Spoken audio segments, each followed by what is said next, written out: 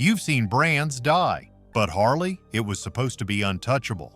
What saved it wasn't leather, chrome, or loyalty. It was something much stranger.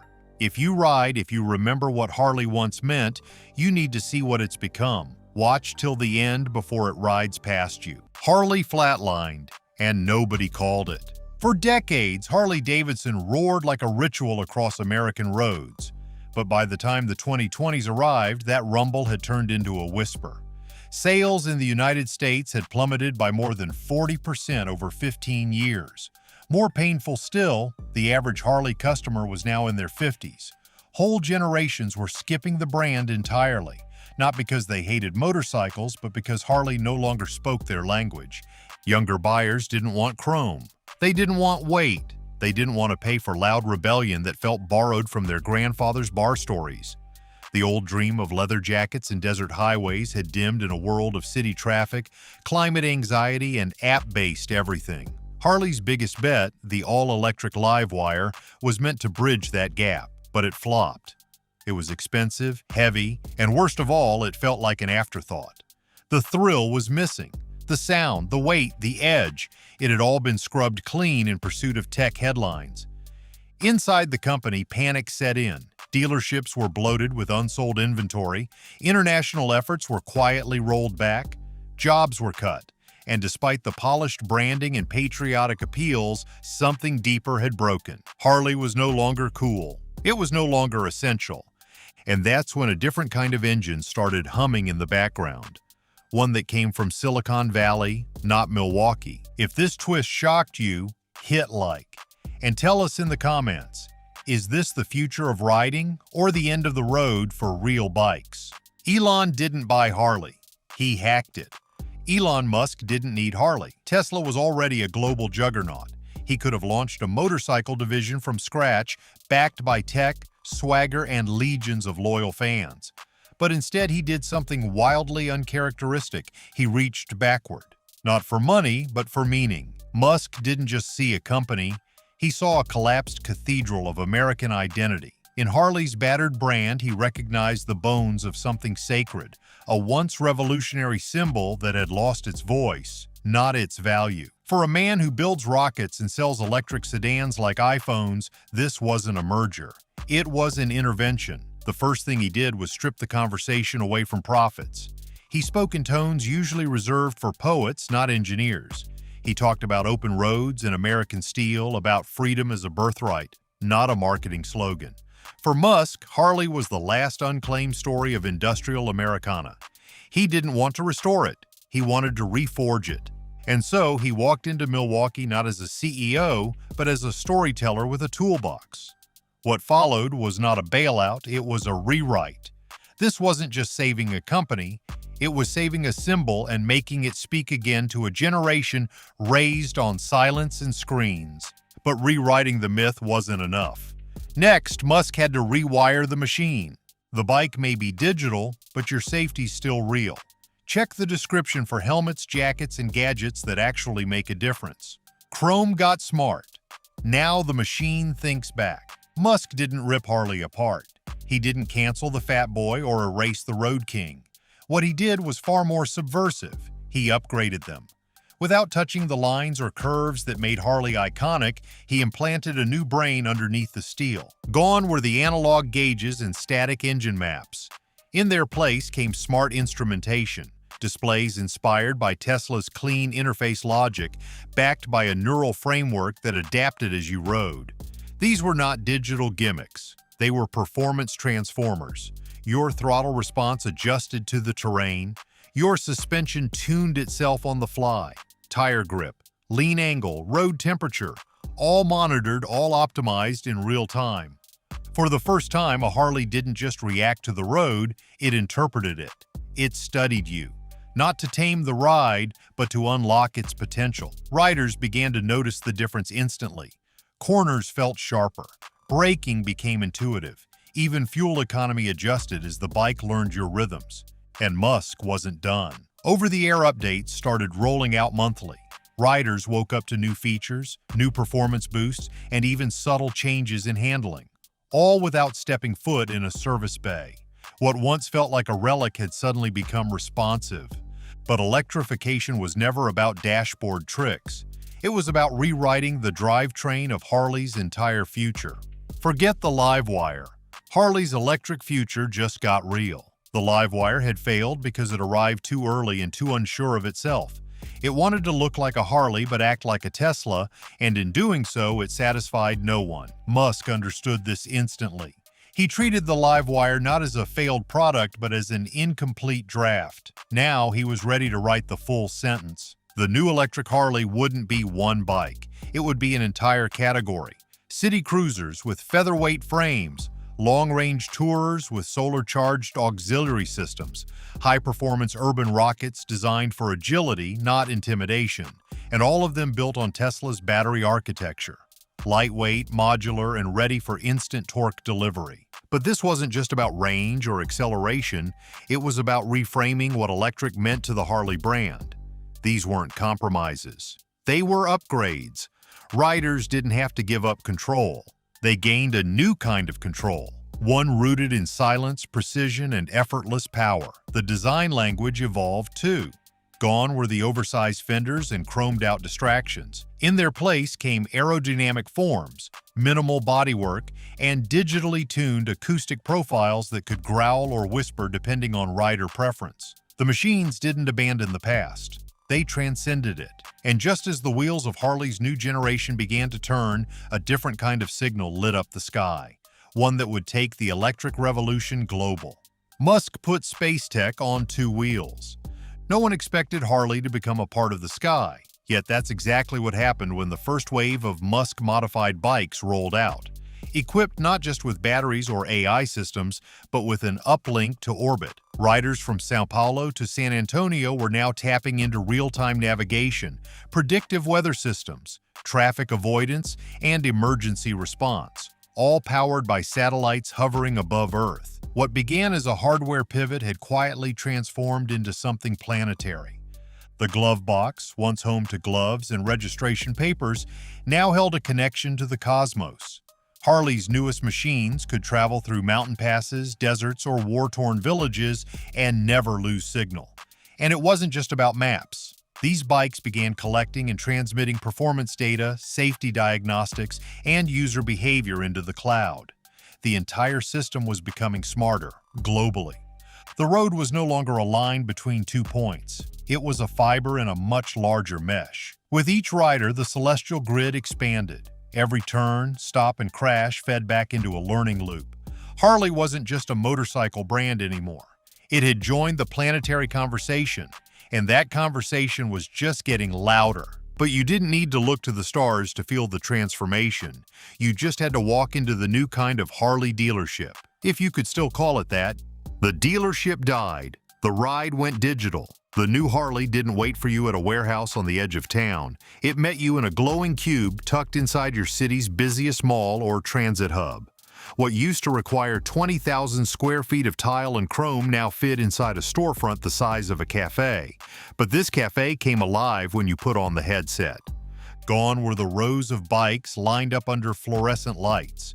In their place stood minimalist pods where curious visitors strapped into immersive rigs. With a few gestures, you could race through a digital version of the Mojave Desert or fly down a neon-lit Tokyo highway.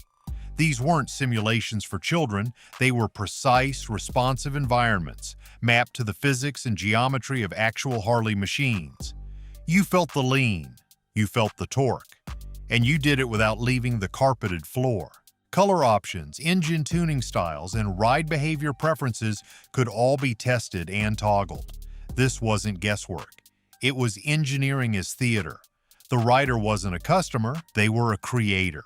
And every choice they made rewrote the bike waiting on the other side of the order. But the biggest transformation wasn't inside the headset. It came after the headset was removed, when you realized there was no pushy salesperson waiting to negotiate.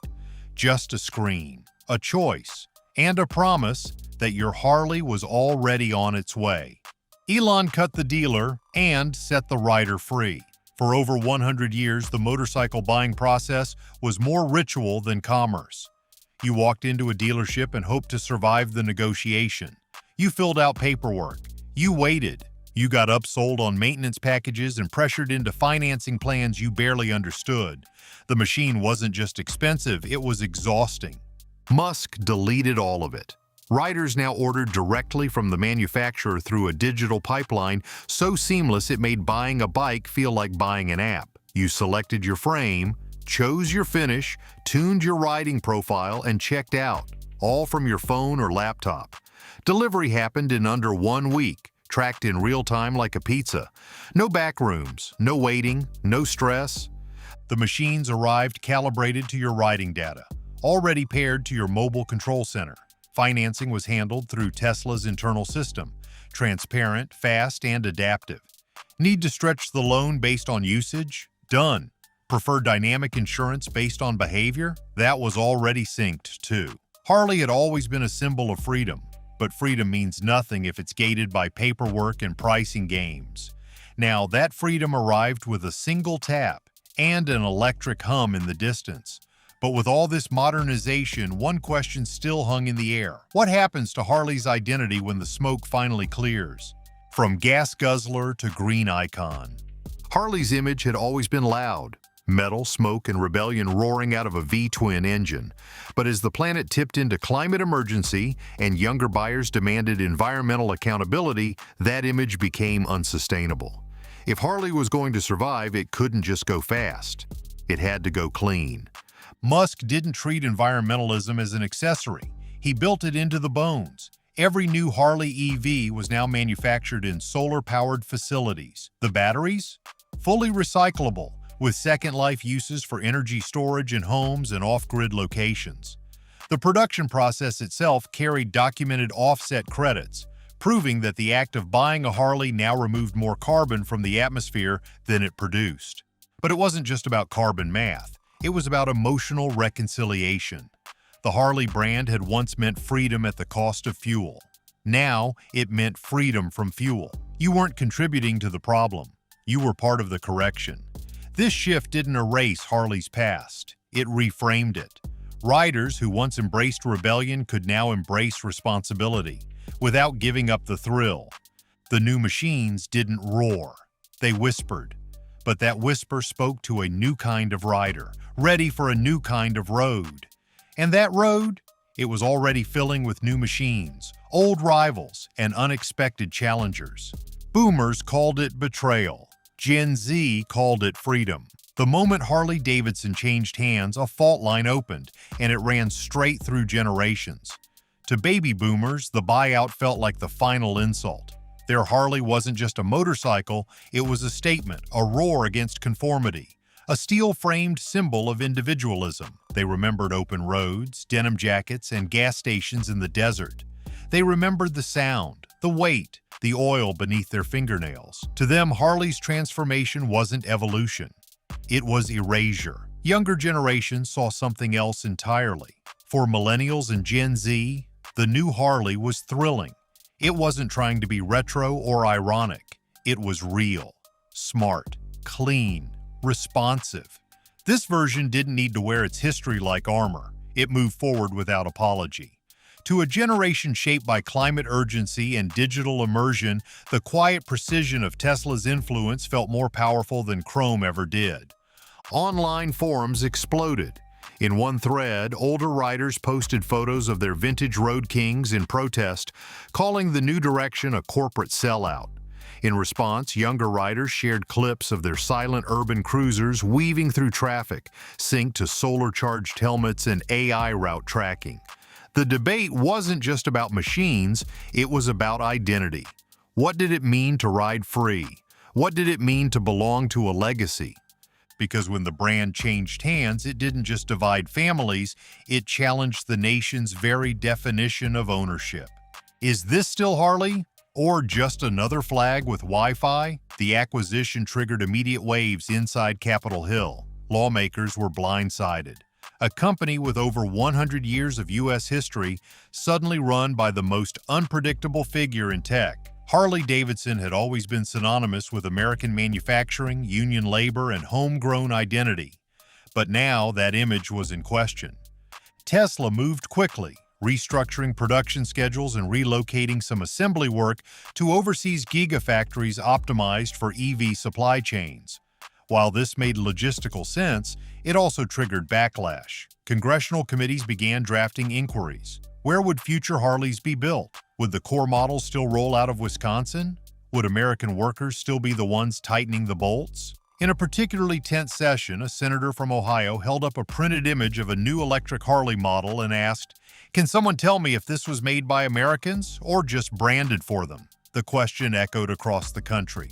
Trade unions weighed in almost immediately, demanding transparency. Was this still a U.S. company or just a brand shell managed by a Silicon Valley conglomerate? For some legislators, the matter wasn't economic. It was existential. If Harley could be pulled into the gravity field of a private tech empire, what other historic companies were vulnerable? And while lawmakers held hearings, Wall Street made its own judgment, fast and loud. Wall Street went wild. Detroit got scared. Wall Street didn't hesitate. Within hours of Musk's announcement, Harley-Davidson stock soared to heights it hadn't seen in over 2 decades. Analysts scrambled to revise projections. What once seemed like a slow-fading relic was now being recast as an insurgent force in the electric vehicle market. The logic was simple. If Elon Musk could turn rockets into software, cars into code, and energy into ecosystems, what could he do with a motorcycle company? Investors piled in. Institutional buyers snapped up shares. Retail traders posted memes of Harley logos flying past Mars. Suddenly, everyone wanted in on the rebirth. Legacy automakers, meanwhile, panicked. Executives at Yamaha, BMW, and Ducati held emergency strategy meetings. They weren't just dealing with a stronger Harley, they were dealing with a new model of industrial disruption. It wasn't just the product, it was the infrastructure. Tesla had merged motorcycles into a vertically integrated supply web.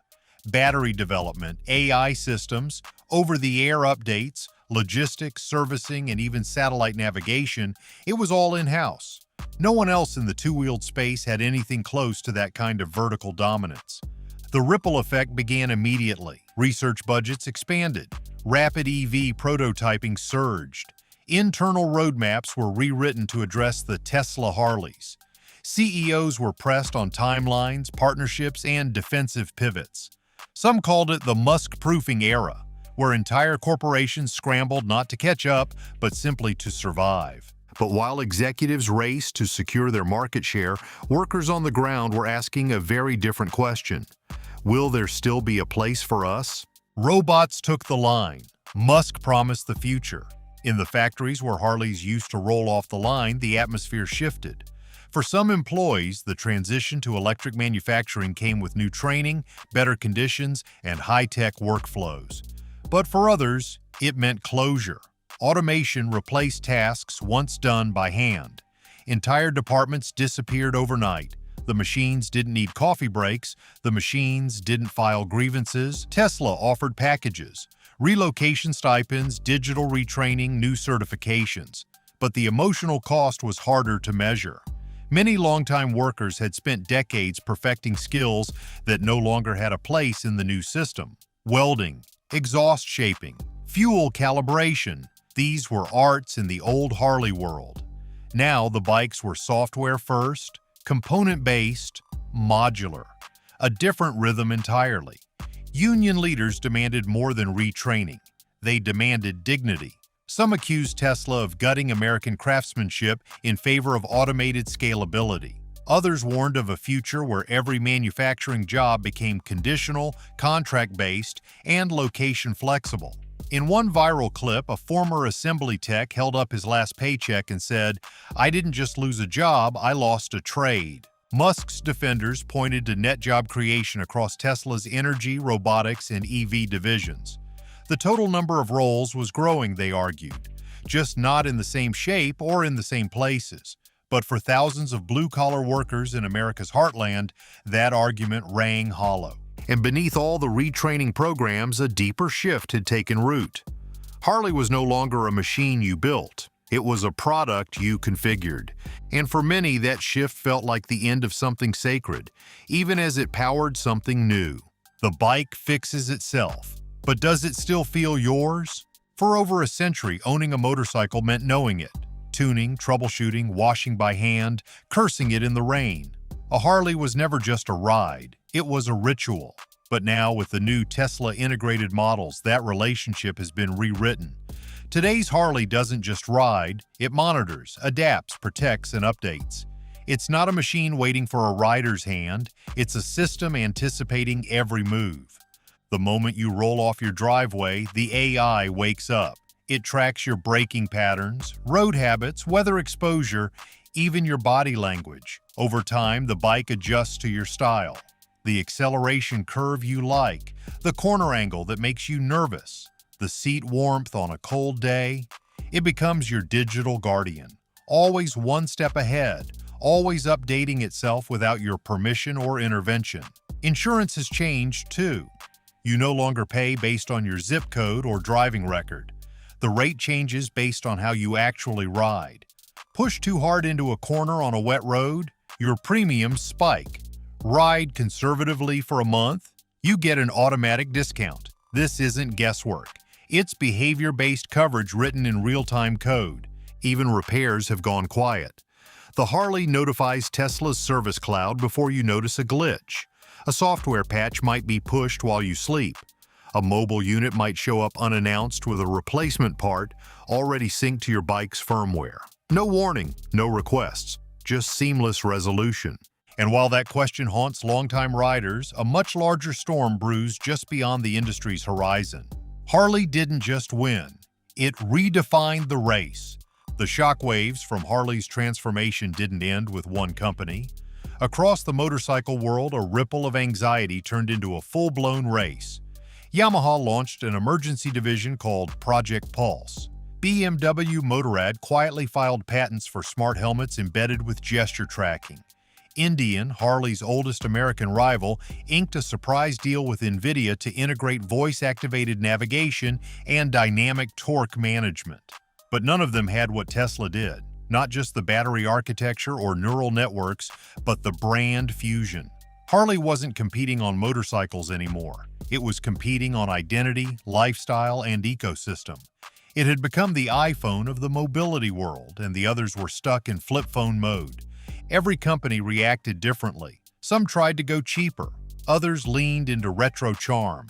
A few attempted hybrid solutions, internal combustion paired with assistive AI, but these felt more like compromises than innovations. The problem wasn't just catching up in tech, it was catching up in meaning.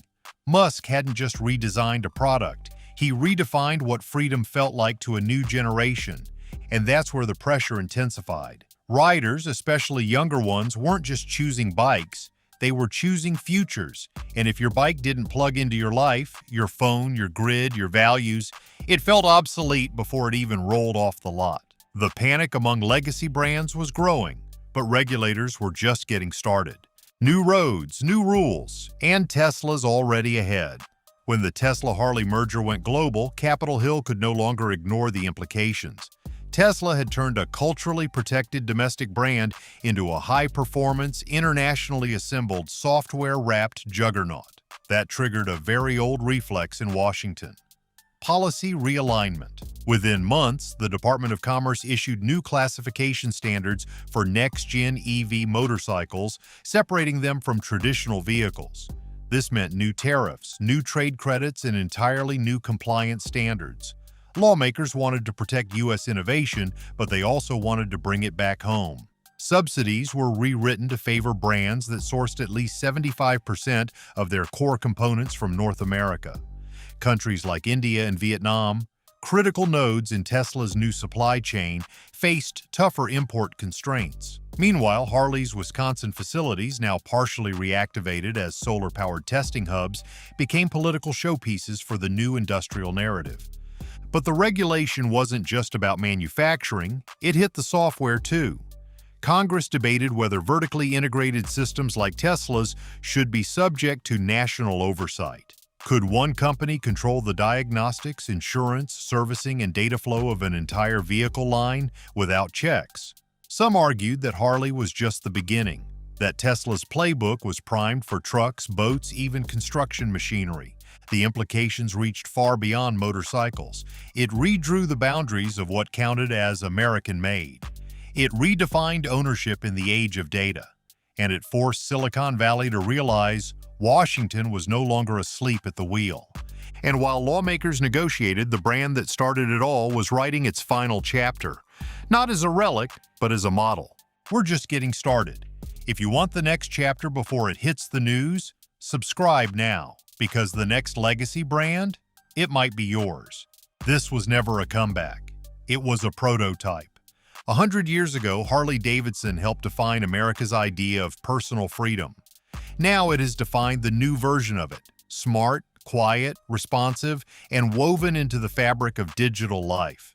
What Musk created with Harley isn't just a comeback, it's a prototype for how legacy brands can mutate into something unrecognizable and yet more powerful. Every major manufacturer is studying the template. Take an emotionally potent brand on the verge of collapse, inject advanced infrastructure and AI, connect it to a broader ecosystem, and cut out all friction between product and consumer. It's not a reboot, it's a reformat. Harley went from gas to gigabytes, from showrooms to simulations, from roar to resonance. But deeper still, the transformation redefined what rebellion means. It's no longer about making noise, it's about escaping noise. It's about devices that serve you, not demand from you. It's about machines that melt into your life, not ones that dominate it. And this shift is bigger than motorcycles. Harley's resurrection has inspired early discussions across the mobility landscape. Freight logistics companies exploring smart trucks, rideshare apps commissioning modular, upgradable scooters, even aviation firms asking if old brands like Cessna can be reborn in electric form. And if that's the case, the next frontier isn't the road. It's the platform that powers everything we ride, touch, and trust. This wasn't just about saving Harley, it was about rewriting what freedom means in a wired world. The next bike, the next brand, the next industry, none of them are safe from what's coming. So if you want to stay ahead of the next disruption, hit subscribe. Because this isn't the end of the story, it's the start of a new ride.